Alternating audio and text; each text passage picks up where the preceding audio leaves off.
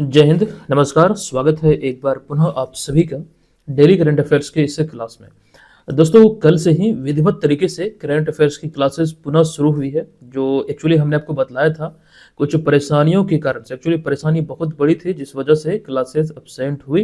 हालांकि हमने ये बताया था आपको कि इसकी भरपाई हम आपको करवा देंगे। तो आज की इस वीडियो में हम देखने वाले हैं 8 फरवरी 2024 से संबंधित प्रश्नों को। हालांकि इस वीडियो में कुछ ऐसे प्रश्न हमने लिए हैं जो पीछे छूटे हुए हैं, जो मुझे बहुत ज़्यादा इंपॉर्टेंट लगे हैं, उसको इसमें हमने कवर किया है। पूरे वीडियो को आप लोग ध्यानपूर्वक देखिएगा। हमारा अंदाज वही पुराना रहेगा जिस प्रकार से चीजें विस्तृत तौर पर हम आपको बतलाते हैं। खास करके बिहार के एग्जाम के लिए ये आपके लिए रामबाण है। यहाँ पर बिहार, राष्ट्रीय, अंतर्राष्ट्रीय इस सीरीज में तीनों घटनाओं को कवर किया जाता है, जिसके माध्यम से जो आपकी तैयारी का स्तर है वो ऊंचा हो जाता है। तो अब पुनः से पूरी निरंतरता के साथ आप क्लासेस को फॉलो करेंगे। चलिए सेशन की शुरुआत करते हैं पहले प्रश्न से। लेकिन उससे पहले पिछले वीडियो में दरअसल हमने एक प्रश्न आपसे पूछा था। ये प्रश्न था कि मार्च 2025 में बिहार में निम्नलिखित में से किस स्थान पर महिला विश्व कप कबड्डी चैंपियनशिप 2025 का आयोजन किया जाएगा। देखिए, इसको लेकर जानकारी हमने आपको दिया था। मार्च 2025 में ये प्रतियोगिता बिहार में होना है, ये प्रस्तावित है। 7 मार्च से लेकर 12 मार्च 2025 तक जो बिहार राज्य खेल अकादमी राजगीर है, ये यहाँ पर आयोजित होगा। एक्चुअली जो आयोजन है राजगीर में होगा। एक्चुअली यही पूछा भी गया है प्रश्न में, लेकिन यहीं पर हमसे ये पूछा जाता है कि किस जिले में इसका आयोजन किया जाएगा। तो ऐसे में इस स्थिति में आप आंसर करते हैं नालंदा जिला, क्योंकि राजगीर तो कोई जिला है ही नहीं, नालंदा जिला। लेकिन विकल्पों के आधार पर राइट आंसर है विकल्प नंबर सी, यानी कि राजगीर। अच्छा, हमने ये भी आपको बताया था कि तकरीबन 15 टीम से अधिक इस प्रतियोगिता में भाग लेने वाली है। कुछ और भी डिटेल जानकारी होगी वो हम आपको अवश्य देंगे। अच्छा, आपको मालूम होगा इसी तरह की एक और प्रतियोगिता को लेकर हमने आपको जानकारी दिया था, जो कि बिहार के इतिहास में राजगीर में ही जो नया खेल अकादमी है या फिर जो खेल परिसर है वहां पर आयोजित हुआ। जो एक्चुअली बात जो हम कर रहे हैं हॉकी महिला जो चैंपियंस ट्रॉफी है उसकी, महिला हॉकी चैंपियंस ट्रॉफी की। तो इसको लेकर भी विस्तृत जानकारी हमने आपको दिया था। बाकायदा एक पीडीएफ भी हमने आपको दिया था, पूरी इंफॉर्मेशन वहां पर थी। वो तमाम चीजें आप बीएम ऑनलाइन लर्निंग एप्लीकेशन के माध्यम से प्राप्त कर सकते हैं। एकदम से निःशुल्क पीडीएफ वहां पर आपको मिल जाएगा। चलिए, अब यहाँ पर हम आते हैं आज के इस वीडियो के पहले प्रश्न पे। देखिए, पहला प्रश्न है, हाल ही में 16 जनवरी 2025 को स्टार्टअप दिवस के अवसर पर अवन्या बिहार 2025 का आयोजन किया गया। बताएं कि कब बिहार स्टार्टअप पॉलिसी 2022 को लॉन्च किया गया है या फिर किया गया था। एक्चुअली ये प्रश्न जनवरी महीने का है। दरअसल जैसा कि अभी हम आपको बतला चुके हैं कि जो इंपॉर्टेंट प्रश्न रहे हैं, मतलब जो अभी हाल ही में घटनाएं हुई है, जो खबरों में रही है, तो वो जो इंपॉर्टेंट है उसको आज वाली इस वीडियो में आप देखेंगे। हालांकि आने वाले दिनों में भी जो इंपॉर्टेंट प्रश्न है वो हम आपको वीडियो के माध्यम से करवाएंगे ही, लेकिन बाकायदा इसका एक पीडीएफ भी हम आपको देंगे, जो एक्चुअली वीडियो में हम कवर नहीं कर पाएंगे। पीछे छूटा हुआ जो है उसकी बात कर रहे हैं। बाकी रेगुलर यहाँ पे क्लासेस होती रहेगी, वो चीजों को आप देखते रहेंगे। फिलहाल यहाँ पर एक चीज और आपको बतला दूं, रिसेंटली बीपीएससी एग्जाम जो आयोजित हुए हैं, खास करके जो करंट अफेयर्स के प्रश्न पूछे गए हैं, वहां पर इस तरह के पैटर्न वाले प्रश्न पूछे गए हैं। क्योंकि जो चीजें खबरों में रही है उसका तो वर्णन प्रश्न में किया ही जाता है शॉर्ट में, लेकिन पुराने तथ्यों को रिलेट करके इस प्रकार से प्रश्न पूछे जा रहे हैं, बीपीएससी नहीं और भी कई सारे एग्जाम में। ठीक है, तो ऐसे में हमने ये पूछा है कि स्टार्टअप दिवस के अवसर पर अवन्या बिहार 2025 जो आयोजित हुआ है, एक कार्यक्रम है। और ऐसे में आपको हमने ये पूछ दिया है कि बिहार स्टार्टअप पॉलिसी, चूंकि ये स्टार्टअप दिवस के अवसर पर मतलब आयोजित हुआ है, तो हमने पूछा कि बिहार स्टार्टअप पॉलिसी 2022 जो है ये कब लॉन्च हुआ है, किस तिथि को लॉन्च हुआ है। देखिए, यहां पर इसका राइट आंसर होगा अगस्त 2022। ये वो महीना था 2022 में जब बिहार के तत्कालीन जो उद्योग मंत्री थे वो कौन थे, तो सैयद शाहनवाज हुसैन। इन्हीं के कार्यकाल में ये लागू किया गया था या फिर लॉन्च किया गया था। तो विकल्प नंबर ए यहाँ पर इस प्रश्न का राइट आंसर हो जाएगा। आइए इनसे संबंधित जो महत्वपूर्ण पॉइंट है उसे हम देखते हैं। देखिए, उद्योग विभाग बिहार सरकार के नवोन्मेषण यानी कि इनोवेशन और उद्यमता यानी कि इंटरप्रेन्योरशिप को प्रोत्साहित करने के उद्देश्य से 16 जनवरी 2025 को राष्ट्रीय स्टार्टअप दिवस के मौके पर पटना स्थित चंद्रगुप्त इंस्टीट्यूट ऑफ मैनेजमेंट के साथ मिलकर अवन्या बिहार 2025 का आयोजन किया गया। यानी कि जो ये खास करके चंद्रगुप्त इंस्टीट्यूट ऑफ मैनेजमेंट की बात हो रही है, तो इसके साथ मिलकर उद्योग विभाग बिहार सरकार द्वारा ये अवन्या बिहार जो 2025 कार्यक्रम है, इसका आयोजन किया गया है। मूल रूप से ये स्टार्टअप से ही संबंधित है। जिस प्रकार से आपको हमने कुछ समय पहले स्टार्टअप दिवस पर पिछले साल जो खास करके पहला संस्करण था, जो कि स्टार्टअप को सम्मानित किया गया था, मेडिवाइजर प्राइवेट लिमिटेड आदि इस तरह की जानकारी हमने आपको दिया था, जो कि पहला पुरस्कार मेडिवाइजर प्राइवेट लिमिटेड को मिला था। ये चीजें पिछले साल हमने आपको विस्तृत तौर पर बतलाया था। ठीक है, फिलहाल यहाँ पर ये चीज ध्यान रखना, इस कार्यक्रम का नाम क्या है, तो अवन्या बिहार। अच्छा, एक बात और ध्यान रखिएगा, टाटा मोटर्स की बात करें तो उसकी एक इलेक्ट्रिक कार लॉन्च होने वाली है, या फिर शायद लॉन्च हो चुकी है, एग्जैक्ट मुझे ध्यान में नहीं आ रहा, लेकिन ये ध्यान रखिए टाटा मोटर्स की एक इलेक्ट्रिक व्हीकल है, इलेक्ट्रिक व्हीकल कार है। आप ये बोल सकते हैं कि उसका नाम भी अवन्या ही रखा गया है। ठीक है, तो कंफ्यूज आप कर सकते हैं, इस चीज को ध्यान आप लोग यहाँ पर रखेंगे, इलेक्ट्रिक कार है वो। अच्छा, आगे बढ़ते हैं, कुछ और भी जानकारी आपको दे दूं। दरअसल कार्यक्रम में बिहार के स्टार्टअप द्वारा अपने उत्पाद और सेवाओं की प्रदर्शनी लगाई गई, खास करके यहाँ पर इसके स्टॉल आदि लगाए गए थे।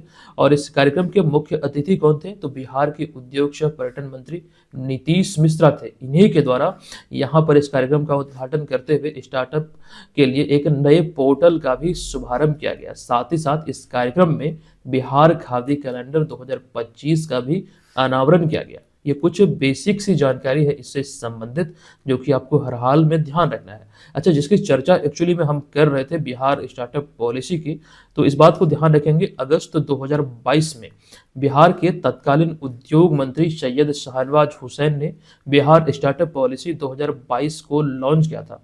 साथ ही उन्होंने स्टार्टअप पोर्टल का भी उस समय लोकार्पण किया था। सैयद शाहनवाज हुसैन को ये जो खास करके लोकार्पण कर रहे हैं तब वाली ये तस्वीर है, यहाँ पर बीच में इन्हें आप देख सकते हैं। तो फिलहाल यहाँ पर इस प्रश्न से इतनी सारी जानकारी आपको ध्यान रखना है। अच्छा, एक बात और, जो नया मंत्रिमंडल है बिहार का 15 मार्च 2024 को जो गठित हुआ है, जो विस्तृत हुआ था, और इसको लेकर जानकारी आप लोग ध्यान रखिएगा। उदाहरण के लिए जैसे यहाँ पर उद्योग सह पर्यटन मंत्री की ही बात हुई, मान लीजिए ये प्रश्न एग्जाम में पूछा जाए, अगर आपको याद होगा तो 1 अंक आपके हाथ में होगा, अन्यथा 1 अंक आपका नेगेटिव, यानी कि जो इसमें नेगेटिव मार्किंग की जो प्रक्रिया होगी, जैसे बीपीएससी में 1/3 है, तो वो आपका नेगेटिव में चले जाएगा। तो जो नया मंत्रिमंडल है वो ध्यान रखना अति आवश्यक है। चलिए, अब यहाँ पर हम चलते हैं अगले प्रश्न पे। हालांकि इसको लेकर जानकारी हमने ऑलरेडी दिया हुआ आपको, उसको जरूर आप लोग ध्यान रखेंगे, रिवाइज करते रहेंगे। दूसरा प्रश्न है कि जनवरी 2025 में आई एक रिपोर्ट के अनुसार आयुष्मान भारत प्रधानमंत्री जन आरोग्य योजना के तहत लाभार्थियों के लिए आयुष्मान कार्ड बनाने में या फिर बनवाने में बिहार देश भर में कौन से स्थान पर है। जनवरी 2025 की ये रिपोर्ट है, ये ध्यान आप लोग रखिएगा। ये इंडिकेट किया गया है, जनवरी 2025 तक की ये रिपोर्ट है, और इस रिपोर्ट के आधार पर इस मामले में अपना बिहार जो है ये तीसरे स्थान पर है। विकल्प नंबर सी इस प्रश्न का राइट आंसर हो जाएगा। आपको बता दूं कि हालिया यानी कि जनवरी 2025 की रिपोर्ट के अनुसार आयुष्मान भारत प्रधानमंत्री जन आरोग्य योजना के तहत लाभार्थियों के लिए आयुष्मान कार्ड बनाने में बिहार देश भर में तीसरे स्थान पर है।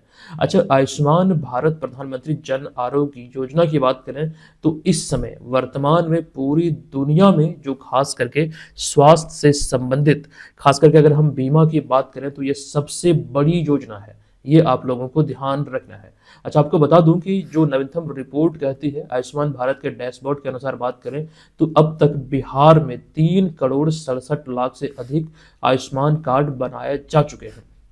बिहार को लेकर किसी भी चीज का अगर लक्ष्य निर्धारित है तो ऐसे में ये जो टर्म है वो इम्पोर्टेंट हो जाता है। तो इसी प्रकार से यहाँ पर ये ध्यान रखना है कि बिहार में आयुष्मान कार्ड बनाने का जो लक्ष्य है वो 8.5 करोड़ का है, यानी कि 8.5 करोड़ का, ये ध्यान आप लोग यहाँ पर रखेंगे, इंपॉर्टेंट हो जाती है। अच्छा, आयुष्मान कार्ड बनाने में देश भर में पहले स्थान पर कौन है, तो उत्तर प्रदेश है, जहाँ पर अब तक 5 करोड़ से अधिक कार्ड बन चुके हैं। दूसरे स्थान पर है मध्य प्रदेश, जो कि 4 करोड़ के आंकड़े को पार कर चुकी है। फिलहाल इस प्रश्न में इतनी सी ही जानकारी थी, इसमें ध्यान रखना, पहले स्थान पर उत्तर प्रदेश, दूसरे स्थान पर मध्य प्रदेश और तीसरे स्थान पर अपना बिहार है इस मामले में। अब आगे चलते हैं अगले प्रश्न पे। अच्छा, एक जानकारी यहाँ पर हम आपसे पूछ रहे हैं, आप लोगों को आंसर करना है। आयुष्मान भारत, खास करके अगर हम बात करें प्रधानमंत्री जन आरोग्य योजना की, इसकी शुरुआत को लेकर दरअसल कई बार हमने चर्चा किया है। यहाँ पर एक्सप्लेनेशन में हमने नहीं दिया है, आप लोग हमें कमेंट करके बताएंगे कि जो इसकी शुरुआत है ये कब हुई थी। चलिए आगे चलते हैं अगले प्रश्न पे। अगला तीसरा भी बहुत इंपॉर्टेंट प्रश्न है। देखिए ये प्रश्न है कि जनता मैदान भुवनेश्वर जो कि उड़ीसा में है, यहाँ पर आयोजित 18वें प्रवासी भारतीय दिवस सम्मेलन में निम्नलिखित में से किन्हें प्रवासी भारतीय सम्मान पुरस्कार 2025 से सम्मानित किया गया। अच्छा, जो विकल्पों में आप देख रहे हैं नाम, इसमें राइट आंसर है विकल्प नंबर बी, यानी कि सैयद अनवर खुर्शीद। विकल्प नंबर बी इस प्रश्न का राइट आंसर हो जाएगा। अच्छा, प्रवासी भारतीय दिवस एक इंपॉर्टेंट टॉपिक रहा है हमेशा से, और इस बार जो मनाया गया है ये 18वां संस्करण था, जो प्रत्येक 2 वर्ष के अंतराल पर मनाया जाता है। आइए इससे जुड़ी हुई जो इंपॉर्टेंट फैक्ट है उन्हें हम एक एक करके देखते हैं। सबसे पहले ये ध्यान रखिए, प्रवासी भारतीय दिवस का ये 18वां संस्करण है, इसलिए हमने लिखा कि 18वां प्रवासी भारतीय दिवस का जो आयोजन है ये 8 से लेकर 10 जनवरी 2025 तक उड़ीसा की राजधानी भुवनेश्वर में जनता मैदान में किया गया। इसके आयोजन की हम बात यहाँ पर कर रहे हैं। अच्छा, ये विषय कौन सा था इस आयोजन का, यानी कि जो थीम निर्धारित थी वो थी विकसित भारत में प्रवासी भारतीयों का योगदान। ये थीम इंपॉर्टेंट हो जाता है किसी भी दिवस को लेकर, खास करके प्रवासी भारतीय दिवस तो इंपॉर्टेंट है, तो ऐसे में विशेष रूप से इसे ध्यान रखेंगे। अब आगे आपको ध्यान रखना है, इसमें अगर हम मुख्य अतिथि की बात करें तो त्रिनिदाद और टबेगो के राष्ट्रपति क्रिस्टिन कार्ला कंगालो ये यहाँ मुख्य अतिथि के रूप में शामिल हुए थे। अच्छा, यहाँ पर एक चीज का मैं आपको खंडन कर दूं, एक्चुअली विकल्प में जो आप देख रहे हैं विकल्प नंबर ए, बी, सी और डी, तो एक्चुअली जो बात हुई है प्रवासी भारतीय सम्मान पुरस्कार 2025 की, तो इसमें एक पॉइंट हमने यहाँ पर डिनोट नहीं किया है, आप लोग ध्यान रखेंगे। कुल मिला के 27 लोगों या फिर संगठन को, यानी कि दोनों को मिला के व्यक्ति और संगठन की बात करें तो ओवरऑल 27 को सम्मानित किया गया है। और विकल्पों के आधार पर देखें जो एक्चुअली हम बात कर रहे हैं, तो इन सारे विकल्प में से ये वाला करेक्ट आंसर है सैयद अनवर खुर्शीद। अच्छा, इसको लेकर भी आपको समझना है ये कहाँ के रहने वाले हैं, जो कि इंपॉर्टेंट है, आपसे पूछे जा सकते हैं। दरअसल ये सऊदी अरब के हैं, चिकित्सा विज्ञान कैटेगरी में इन्हें यह सम्मान मिला है। तो इसको लेकर तमाम जानकारी पीडीएफ में जब हम आपको देंगे उसको एक बार अच्छी तरीके से जरूर देखिएगा। ठीक है, चलिए आगे बढ़ते हैं। यहाँ पर प्रवासी भारतीय दिवस की जो बात हो रही है, एक्चुअली इसको लेकर कुछ और भी पॉइंट है वो हम देख लेते हैं। अच्छा, यहाँ पर वही चीजें लिखा गया है कि इस आयोजन में सऊदी अरब के जाने माने चिकित्सा या फिर जो जाने माने भारतीय चिकित्सक हैं डॉक्टर सैयद अनवर खुर्शीद, ये भारतीय मूल के हैं लेकिन सऊदी अरब में रहते हैं, तो इनको प्रवासी भारतीय सम्मान पुरस्कार 2025 से सम्मानित किया गया। एक्चुअली जो अभी हम आपको बतला रहे थे उसी को यहाँ पर लिखा गया है। एक बात और आपको ध्यान रखना है, ये दिवस क्यों मनाया जाता है और कब मनाया जाता है। तो प्रत्येक वर्ष प्रवासी भारतीय दिवस जो है ये 9 जनवरी को मनाया जाता है, क्योंकि महात्मा गांधी 1915 में दक्षिण अफ्रीका से मुंबई वापस आए, तो इसी की स्मृति में 9 जनवरी को यह दिवस मनाया जाता है। हालांकि ये द्विवार्षिक आयोजन है, प्रत्येक 2 वर्ष के अंतराल पर आयोजित होता है। ये चीज समझिएगा, ध्यान रखिएगा। नेक्स्ट पॉइंट यहाँ पर यह है, इस दिवस को मनाने की जो शुरुआत हुई थी वो 2003 में हुई थी, लेकिन एक कंडीशन यहाँ पर यह है कि 2015 से यह हर 2 साल पर आयोजित किया जाता है, जैसा कि अभी आपको ध्यान रखना यह एक द्विवार्षिक आयोजन है। अच्छा, ये जो 2025 को लेकर हम बात कर रहे हैं, ये 18वां संस्करण था, कहाँ पर आयोजित हुआ तो उड़ीसा की राजधानी भुवनेश्वर में। लेकिन इसका पिछला संस्करण 9 जनवरी 2023 को जो आयोजित हुआ था कहाँ पर हुआ तो इंदौर मध्य प्रदेश में। और इसका जो मतलब जो इसका पिछला संस्करण था, इसका मुख्य अतिथि जो थे ये थे गुयाना के राष्ट्रपति डॉक्टर मोहम्मद इरफान अली।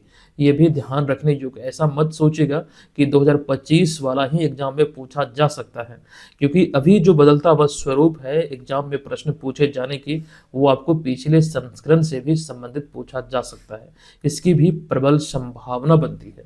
तो इन सारे बातों को ध्यान रखिएगा। हालांकि इसकी चर्चा यहाँ पर भी हमने कर दिया है, आप प्रवासी भारतीय दिवस के 18वें संस्करण को लेकर ये तमाम बातें ध्यान में रख सकते हैं। नेक्स्ट चौथा प्रश्न है, हालिया जारी हैंडले पासपोर्ट इंडेक्स 2025 के संदर्भ में निम्नलिखित में से कौन सा कथन सत्य है। हमें सत्य कथन की पहचान करना है और ऐसे में इसका जो राइट आंसर है यह है विकल्प नंबर बी। इससे पासपोर्ट सूचकांक की बात करें तो सिंगापुर इसमें शीर्ष स्थान पर है, अतः विकल्प नंबर बी इस प्रश्न का राइट आंसर होगा। सिंगापुर इस पासपोर्ट सूचकांक में लंबे समय से ये शीर्ष पर रहा है। आपको ध्यान रखना है हालिया जारी हेनले पासपोर्ट इंडेक्स 2025 में 195 देशों में वीजा फ्री पहुंच यानी कि वीजा फ्री एंट्री के साथ सिंगापुर दुनिया के सबसे शक्तिशाली पासपोर्ट की सूची में शीर्ष स्थान पर है। ये ध्यान रखिएगा, सिंगापुर का जो पासपोर्ट है वो इस समय पूरी दुनिया में सबसे शक्तिशाली है। और आपको ये भी ध्यान रखना है कितने देशों की वीजा फ्री एंट्री मिल जाती है इस पासपोर्ट के साथ, तो 195 देशों की। आपको ये भी बतला दूं, अगर क्रम की बात करें तो सिंगापुर तो इसमें पहले स्थान पर है, फिर उसके बाद है जापान दूसरे स्थान पर, लेकिन तीसरे स्थान पर जो देश हैं उनमें France, Germany, Italy, Spain, Finland और दक्षिण कोरिया है, जो कि 193 देशों में वीजा फ्री एंट्री के साथ ये तीसरे स्थान पर है। तो ये चीजें यहाँ पर क्रम से ये तीनों देशों को लेकर आपको ध्यान रखना है।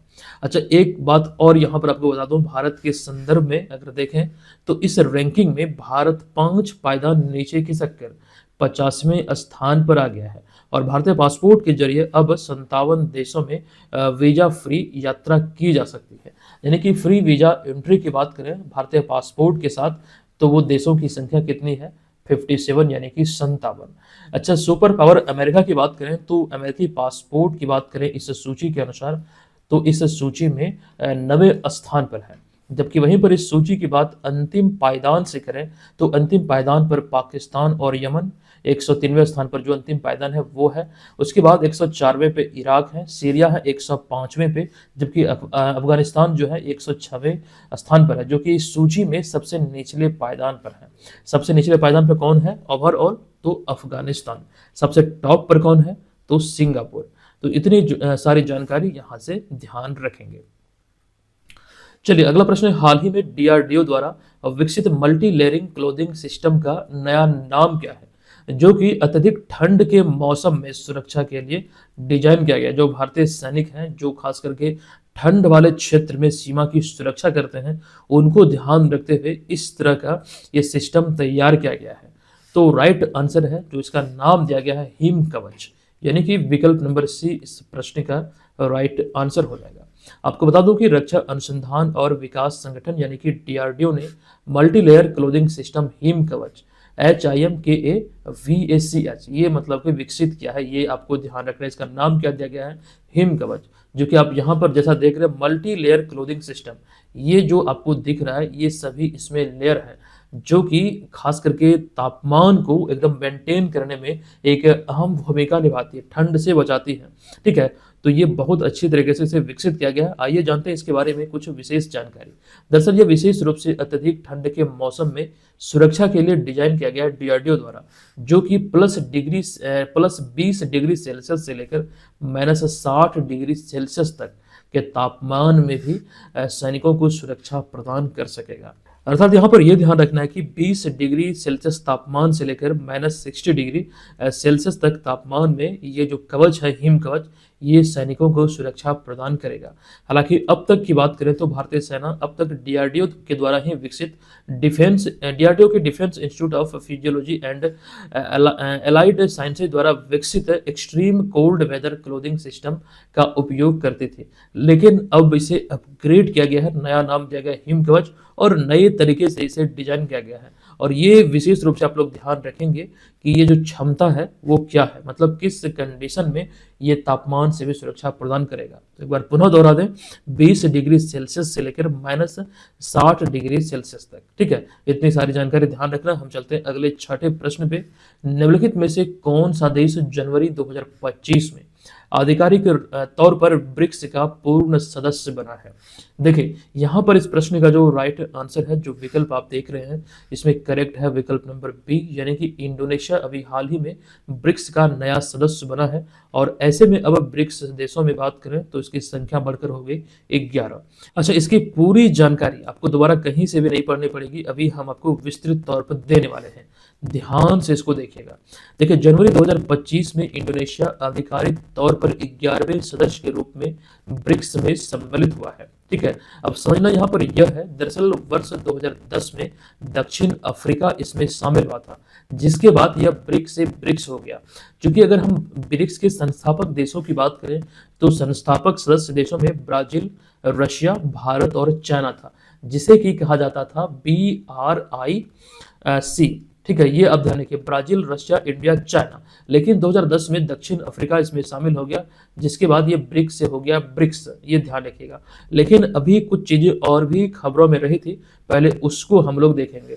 आपको बता दूं कि ईरान, जो नाम आपको यहाँ पर देशों का दिख रहा है, इसे ध्यान दीजिएगा। ईरान, संयुक्त अरब अमीरात, मिस्र, इथियोपिया और सऊदी अरब पिछले साल इसके सदस्य के रूप में इसमें शामिल हुए हैं। हालांकि अर्जेंटीना भी इसमें शामिल होने वाला था, इसकी संभावना प्रबल थी, लेकिन बाद में अर्जेंटीना इसमें शामिल होने के फैसले को नकार दिया। लेकिन यहाँ पर जिसकी एक्चुअली हम बात कर रहे थे 5 देशों की, ईरान, संयुक्त अरब अमीरात, मिस्र, इथियोपिया और सऊदी अरब, तो ये 5 देश इसमें शामिल हुए थे। इसके साथ ब्रिक्स में देशों की जो सदस्य देश हैं उसकी संख्या बढ़ के हुए थे 10। ऐसे में लेकिन अब नया अपडेट ये आ चुका है जनवरी 2025 में कि आधिकारिक तौर पर ब्राजील ने घोषित किया है कि इंडोनेशिया ब्रिक्स का नया सदस्य मतलब के रूप में सदस्य के रूप में इसमें शामिल हुआ है। तो ये इसका 11वां सदस्य है, ये ध्यान रखिएगा।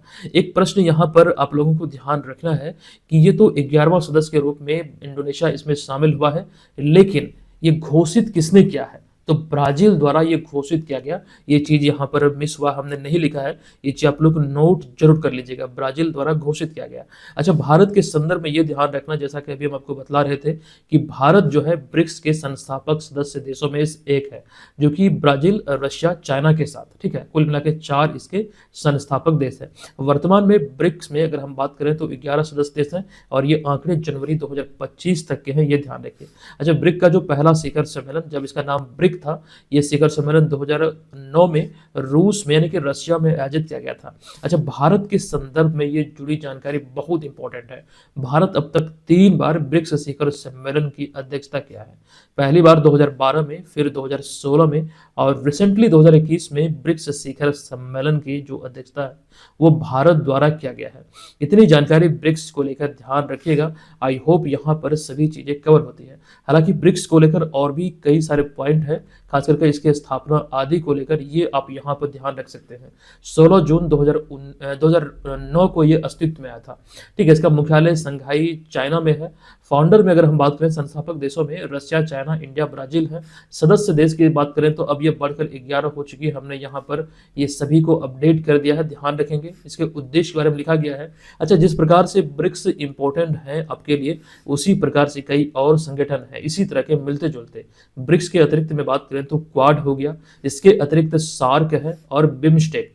ये सभी को मेरे ख्याल से आप लोगों को कंठस्थ याद होनी चाहिए, खास करके मुख्यालय, कितने सदस्य देश हैं, स्थापना कब हुई थी, ये तमाम चीजें आपको ध्यान रखना है। कई बार तो ये भी पूछा जाता है, जैसे सार्क और बिम्स्टेक की बात करें तो इसका पूरा नाम क्या होता है, यानी कि जो फुल फॉर्म है ये क्या होता है। इस तरह की चीजों को ध्यान रखेंगे तो निश्चित तौर पर तैयारी बेहतर होगी। चलिए, 7वां प्रश्न है कि हाल ही में किस राज्य सरकार ने राज्य के लोक प्रशासन संस्थान का नाम मनमोहन सिंह के नाम पर रखने की मंजूरी दी है?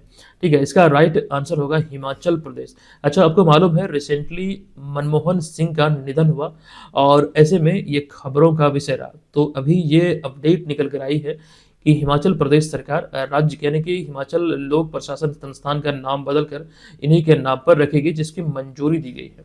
अब यहाँ पर वही सारी चीजें लिखा गया कि हिमाचल प्रदेश के मुख्यमंत्री सुखविंदर सिंह सुक्खू की अध्यक्षता में शिमला में हुई राज्य मंत्रिमंडल की बैठक में 9 जनवरी 2025 को एक ऐतिहासिक निर्णय लिया गया। 9 जनवरी 2025 को, और ये घोषणा के अनुसार प्रसिद्ध संस्थान यानी कि हिमाचल प्रदेश राज्य का जो प्रसिद्ध संस्थान है हिमाचल प्रदेश लोक प्रशासन संस्थान यानी कि हिपा, इसका नाम बदलकर पूर्व प्रधानमंत्री डॉक्टर मनमोहन सिंह के नाम पर रखने की मंजूरी दी गई है। ये ध्यान रखिएगा।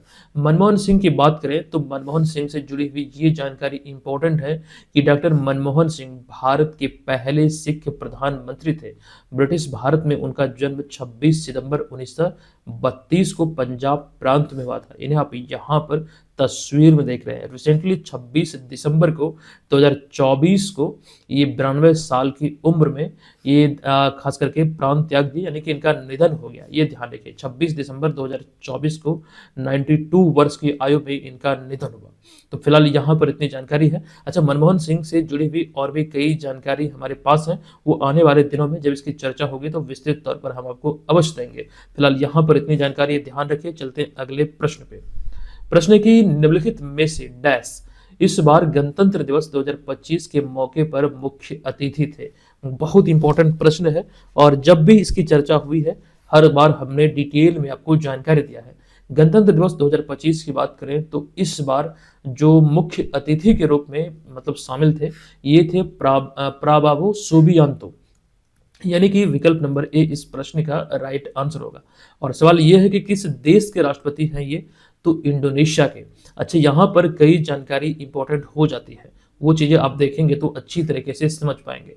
दरअसल इस वर्ष की बात करें, ये 76वां गणतंत्र दिवस मनाया गया 2025 में। इस अवसर पर इंडोनेशिया के राष्ट्रपति प्राबावो सुबियांतो भारत के राजकीय मेहमान थे और बतौर राष्ट्रपति ये भारत की उनकी पहली आधिकारिक यात्रा थी जो आप यहाँ पर उन्हें देख रहे हैं। आइए कुछ जानकारी है वो देखते हैं। दरअसल इंडोनेशियाई राष्ट्रपति सुकर्नो भारत के पहले गणतंत्र दिवस परेड समारोह के पहले मुख्य अतिथि थे। हालांकि उस समय यह राजपथ पर यह आयोजित नहीं होता था गणतंत्र दिवस। तो आपको ध्यान रखना है, जो पहला गणतंत्र दिवस था इसमें मुख्य अतिथि इंडोनेशिया के ही राष्ट्रपति सुकर्नो थे। तो कुल मिला के 75 साल के बाद इंडोनेशिया के राष्ट्रपति को पुनः से आमंत्रित किया गया है। ये 75 वर्षों की अगर हम बात करें, ये मित्रता को दर्शाता है, ये आप यहाँ पर ध्यान रखेंगे। अच्छा, राजपथ पर पहली बार एक्चुअली जो हम बात कर रहे हैं परेड की, जो पहले आयोजित नहीं होता था राजपथ पर, तो पहली बार राजपथ पर आज़ादी के पश्चात 1955 में परेड आयोजित हुआ था, जिसमें मुख्य अतिथि के तौर पर पाकिस्तान के गवर्नर जनरल मलिक गुलाम मोहम्मद को बुलाया गया था। ये भी पॉइंट उतना ही इंपॉर्टेंट है, ध्यान रखेंगे। अच्छा, रिसेंटली कर्तव्य पथ, यानी कि इसे कर्तव्य पथ नाम दिया गया है। अर्थात कहने का सेंस यहाँ पर यह है कि कर्तव्य पथ को पहले राजपथ के ही नाम से जाना जाता था। नाम परिवर्तित करते हुए इसे नाम दिया गया कर्तव्य पथ। ये यहाँ पर समझना, ध्यान रखना है। अच्छा, यहाँ पर इंडोनेशिया की चर्चा हुई है तो कुछ बेसिक्स जानकारी हम आपको और भी देना चाहेंगे। दरअसल ये वाले पॉइंट को आप लोग देखें कि भारत और इंडोनेशिया लगभग पड़ोसी देश हैं। दरअसल भारत के अंडमान और निकोबार द्वीप समूह अंडमान सागर में इंडोनेशिया के साथ एक समुद्री सीमा साझा करता है। ये बहुत इंपॉर्टेंट है, जिस वजह से हम लगभग पड़ोसी देश बोल सकते हैं। समुद्री सीमा ये दोनों देश साझा करता है। जिस लिहाज से इस तरह के टर्म है, इस तरह के पॉइंट इंटरव्यू तक आपकी मदद कर सकता है। अच्छा, एक जानकारी और, चूंकि अंडमान निकोबार की यहाँ पर चर्चा हो चुकी है तो इसको भी हम लोग देख लेते हैं। आपको ऑलरेडी हमने बतला दिया है। अच्छा, कल वाले वीडियो में भी हमने इसकी चर्चा आपके साथ किया था। देखिए, ये पॉइंट यह है, रिसेंटली 13 सितंबर 2024 को केंद्रीय गृह मंत्रालय ने अंडमान निकोबार द्वीप समूह की जो राजधानी थी पोर्ट ब्लेयर, इसका नाम को बदला है, यानी कि नाम बदलकर श्री विजयपुरम कर दिया है।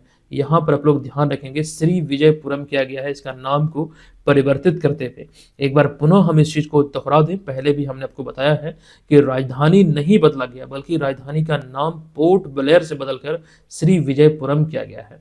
गणतंत्र दिवस के मुख्य अतिथियों को लेकर जानकारी यहाँ पर वही दी गई है कि सुकर्नो पहले, जो इंडोनेशिया के राष्ट्रपति सुकर्नो थे, ये पहले गणतंत्र दिवस परेड के मुख्य अतिथि थे। ये चीजें आपने ऑलरेडी अभी देख लिया है, तो इसको आप लोग चाहे तो स्क्रीनशॉट ले सकते हैं। अच्छा, यहाँ पर आप तस्वीर के माध्यम से भी इसी चीज को देख सकते हैं। 1950 में पहले गणतंत्र दिवस के अवसर पर इंडोनेशिया के जो राष्ट्रपति सुकर्नो मुख्य अतिथि थे, ये वाले तस्वीर में आप देख रहे हैं। जबकि वहीं पर 2025 में जो 76वां गणतंत्र दिवस मनाया गया, ये आप यहाँ पर प्रबोवो सुबियांतो जो मुख्य अतिथि थे इंडोनेशिया के, इन्हें देख सकते हैं। हालांकि एक कंप्लीट सूची के माध्यम से इसको आपको ध्यान रखना है। रिसेंटली 2019 से 2025 तक की बात करें तो ये आपको ध्यान रखना है अवश्य। आप चाहें तो इसका स्क्रीनशॉट ले लीजिए। 2025 में ये थे प्राबावो सुबियांतो इंडोनेशिया के राष्ट्रपति। 2024 यानी कि पिछले साल फ्रांस के राष्ट्रपति इमैनुअल मैक्रोन, जबकि 2023 में मिस्र के राष्ट्रपति अब्देल फतह अल सीसी। इसी प्रकार से ये टर्म, ये जो क्रम है, ये यहाँ से आप लोग ध्यान रखेंगे। ठीक है, चलिए अब यहाँ पर हम चलेंगे अगले प्रश्न पे। ये प्रश्न है, हाल ही में निम्नलिखित में से कहाँ प्रधानमंत्री नरेंद्र मोदी द्वारा देश की पहली ग्रीन हाइड्रोजन हब परियोजना की आधारशिला रखी गई। ये रोड मैप के माध्यम से आप इसको देख सकते हैं। तो ये आधारशिला रखी गई है विशाखापत्तनम में। एक्चुअली सारे विकल्पों में आपको विशाखापत्तनम दिख सकता है। अगर हमने मान लीजिए सभी विकल्पों में विशाखापत्तनम दे दिया, तो ऐसे में प्रॉपर वो जगह कौन सा है वो आपको ध्यान रखना पड़ेगा, तभी इसका सही आंसर आप कर पाएंगे। तो पुदीम मध का एक जगह है विशाखापत्तनम में, यहीं पर इसकी आधारशिला रखी गई है। तो ये आधारशिला 8 जनवरी 2025 को प्रधानमंत्री नरेंद्र मोदी ने पुदीमदगा विशाखापत्तनम आंध्र प्रदेश में रखा है। ये राष्ट्रीय हरित हाइड्रोजन मिशन के तहत देश की पहली ग्रीन हाइड्रोजन हब परियोजना है। ठीक है, हालांकि इसके निर्माण की बात करें तो ये भी ध्यान रखना है कि जिसका निर्माण एनटीपीसी ग्रीन एनर्जी लिमिटेड द्वारा किया जा रहा है। इसकी आधारशिला 8 जनवरी 2025 को रखी गई। फिलहाल यहाँ पर इतनी बातें ध्यान रखिए। हम चलते हैं अगले प्रश्न पे। 10वां प्रश्न महाकुंभ से संबंधित है, क्योंकि ये भी अभी खबरों में है। तो फिलहाल जो जानकारी सामने है वो हम देखने वाले हैं। पहले प्रश्न पे फोकस करते हैं। प्रश्न है कि विश्व का सबसे बड़ा आध्यात्मिक और सांस्कृतिक समागम महाकुंभ 2025 का जो आयोजन है ये कब प्रयागराज में अमृत स्नान के साथ किया गया, यानी कि कब से कब तक इसका आयोजन किया गया है। एक्चुअली इसकी शुरुआत जो हुई थी वो हुई थी 13 जनवरी को, और ये कब तक आयोजित होगा तो 26 फरवरी 2025 तक। ये यहाँ पर आप ध्यान रखिए। आइए इसको लेकर जो डिटेल जानकारी है वो एक एक करके देख लेते हैं। देखिए, महाकुंभ की बात करें तो ये विश्व का सबसे बड़ा आध्यात्मिक और सांस्कृतिक समागम है, और आपको ध्यान रखना इस वर्ष 2025 में जो इसका आयोजन है ये प्रयागराज उत्तर प्रदेश में किया गया है। आयोजन तिथि की बात करें तो 13 जनवरी से लेकर 26 फरवरी 2025। बाकायदा इसको लेकर जो लोगों का जो अनावरण किया गया था योगी आदित्यनाथ के द्वारा, ये भी हमने एक प्रश्न के रूप में आपको बताया था। ये इसका 2025 का जो महाकुंभ है प्रयागराज वाला, ये इसका आधिकारिक लोगो है, ये ध्यान रखिएगा। हो सकता है कि यहाँ से भी प्रश्न एग्जाम में देखने को मिले। मैं ये नहीं बोल रहा हूँ कि प्रश्न पूछा ही जाएगा, लेकिन आपको एकदम प्रश्न के रूप में एग्जाम पर्पज से ये जरूर पढ़ना, ध्यान रखना है कि लोगों में क्या क्या चीजें हैं, उस चीज को एक बार जरूर एक नजर देख लीजिए। आइए अब यहाँ पर कुछ चीजें और भी देखते हैं। दरअसल कुंभ की बात करें या फिर कुंभ मेले की बात करें तो इसका जो आयोजन है ये 4 जगहों पर होता है। क्रमशः ये 4 जगहों की बात करें तो ये 4 जगह है प्रयागराज, हरिद्वार, नासिक और उज्जैन। और आपको ये भी ध्यान रखना है ये 4 जगहों में जो आयोजित होता है क्रमशः गंगा, क्षिप्रा या फिर शिप्रा, फिर गोदावरी और संगम पर ये आयोजित होता है। ये यहाँ पर ध्यान आपको रखना है। ठीक है, जो इसका आयोजन है ये 4 जगहों पर 12 वर्षों के अंतराल में होता है। प्रत्येक अगर जगह की बात करें, ऐसे तो ये 4 वर्षों के अंतराल पे होता है, लेकिन एक जगह पे मान लीजिए अगर हम प्रयागराज की बात करें 2025 में आयोजित हुआ प्रयागराज में, तो अगले 12 वर्ष में यानी कि 12 वर्ष के अंतराल में दोबारा से प्रयागराज में फिर ये आयोजित होगा। लेकिन ऐसे अगर देखें तो 4-4 वर्ष के अंतराल पे ये पड़ता है। ठीक है, ये कुंभ का जो आयोजन होता है। अच्छा, कुछ बातें और भी है कि 12 जो कुंभ है जो पूरा होता है या फिर जो 12 पूर्ण कुंभ पूरा होता है तो इसके बाद 144 वर्ष पूरा होता है, यानी कि 144 साल बाद महाकुंभ का आयोजन किया जाता है, जो कि सिर्फ और सिर्फ प्रयागराज में ही आयोजित किया जाता है। और इस वर्ष प्रयागराज में जो आयोजित हुआ है ये महाकुंभ ही आयोजित हुआ है। ठीक है, ये ध्यान रखिएगा, ये 144 साल के बाद आता है। आई होप यहाँ पर जो लोग कंफ्यूज कर रहे थे ये आप यहाँ पर मतलब समझ चुके हैं। मैं ये नहीं कहता कि ये प्रश्न में ये सारे टर्म है या फिर ये सारे पॉइंट इंपॉर्टेंट है, लेकिन जानकारी पर्पज से जरूर ध्यान रखना, अगर पूछा जाए तो 1 अंक आपके हाथ में होगा। अच्छा, एक बात और, पिछले अगर हम संस्करण की बात करें कुंभ मेले का जो आयोजन था ये प्रयागराज में ही 2019 में किया गया था। ठीक है, ये यहाँ पर आपको ध्यान रखना है। जबकि अगला जो कुंभ मेला का जो आयोजन है उज्जैन में किया जाएगा, ये 2028 में किया जाएगा। ये जो 2025 में जो कुंभ का आयोजन हुआ ये थोड़ी सी देरी से हुआ, इसी वजह से यहाँ पर अंतराल थोड़ा 2019 के बाद आपको ज्यादा दिख रहा है। लेकिन अगला जो है ये 2028 में ही प्रस्तावित है, ये उज्जैन में आयोजित होगा। ये चीजें समझना, ध्यान रखना है। अब यहाँ पर अगले प्रश्न पे आते हैं। प्रश्न है कि हाल ही में महाकुंभ 2025 के लिए, देखिए महाकुंभ से ही संबंधित है कि महाकुंभ 2025 के लिए आकाशवाणी के विशेष चैनल कुंभवाणी और कुंभ मंगल ध्वनि का शुभारंभ निम्नलिखित में से किनके द्वारा किया गया। तो राइट आंसर है विकल्प नंबर बी, यानी कि उत्तर प्रदेश के जो मुख्यमंत्री योगी आदित्यनाथ हैं इनके द्वारा इसका खास करके उद्घाटन किया गया था। आपको ध्यान रखना 10 जनवरी 2025 को ये उद्घाटन हुआ है उत्तर प्रदेश के मुख्यमंत्री योगी आदित्यनाथ द्वारा कुंभवाणी, जो कि 103.5 मेगाहर्ट्ज ऑल इंडिया रेडियो के विशेष एफएम चैनल के माध्यम से इसका उद्घाटन हुआ है। मतलब ये ध्यान रखना है। और इस चैनल का उद्देश्य महाकुंभ की परंपरा और तकनीक के संयोजन से श्रद्धालुओं के अनुभव को बेहतर बनाना है। इसी दिशा में मतलब खास करके ये लॉन्च किया गया है। तो कुंभ मंगल ध्वनि और कुंभवाणी। अच्छा, आप लोगों में से कितने लोग कुंभ जा चुके हैं एक बार कमेंट करके आप लोग जरूर बताइएगा। चलिए अब चलते हैं अगले प्रश्न पे। हमारा अगला है 12 नंबर प्रश्न। निम्नलिखित में से किन्हें हाल ही में आधिकारिक रूप से भारतीय क्रिकेट कंट्रोल बोर्ड यानी कि बीसीसीआई का नया सचिव नियुक्त किया गया है? तो राइट आंसर होगा देवजीत सेकिया, अतः विकल्प नंबर सी इस प्रश्न का राइट आंसर हो जाएगा। जिन्हें आप यहाँ पर तस्वीर में देख रहे हैं, बीसीसीआई का नया सचिव इन्हें नियुक्त किया गया है। वे असम के रहने वाले हैं। पिछले साल दरअसल जय शाह ने आईसीसी के अध्यक्ष का पदभार ग्रहण किया था। उन्होंने न्यूजीलैंड के ग्रेग बार्कले का स्थान लिया था, जिसके बाद यह पद रिक्त था। इस स्थान पर देवजीत सेकिया की नियुक्ति हुई है। तो आज की इस वीडियो में इतनी महत्वपूर्ण जानकारी हमने आपको दिया है। अगर वीडियो पसंद आया हो तो वीडियो को लाइक कीजिए, चैनल को सब्सक्राइब करके अपने दोस्तों सहपाठियों के बीच इस वीडियो को जरूर शेयर कीजिए। आज के इस वीडियो के प्रश्न की बात करें, जो प्रश्न आपका यहाँ पर हमने पूछा है, जिसका आंसर आपको कमेंट बॉक्स में लिखना है। ये प्रश्न है कि निम्नलिखित में से किस देश ने हाल ही में प्रधानमंत्री नरेंद्र मोदी को अपने सर्वोच्च सम्मान द ऑर्डर मुबारक अल कबीर से सम्मानित किया है? कमेंट बॉक्स में जाइए, हमें बताइए इसका राइट आंसर क्या होगा। अच्छा, करंट अफेयर्स के डेडिकेटेड कोर्स के लिए आप लोग प्ले स्टोर पर जाइए, वहां पर बीएम ऑनलाइन लर्निंग एप्लीकेशन को सर्च कीजिए, डाउनलोड करिए और इसके माध्यम से जो आपको यहाँ पर ये कोर्स दिख रहा है, एक नाम मात्र की फी पर आप हमारे तमाम करंट अफेयर्स के मटेरियल का भरपूर लाभ उठा पाएंगे। जो 71वीं बीपीएससी टीआरई 4.0 आदि जितने भी एग्जाम बिहार में आयोजित होने वाले हैं, जहां पर करंट अफेयर्स के प्रश्न पूछे जाते हैं, जहां पर करंट अफेयर्स के बारे में पूछे जाते हैं, वो कंप्लीट चीजें यहां से कवर होगी। ये इसके बेनिफिट है जो कि इसमें आपको मिलेगा। हालांकि 71वीं बीपीएससी का एक सेपरेट कोर्स भी एप्लीकेशन पे है, आप लोग चाहें तो वो भी परचेज कर सकते हैं।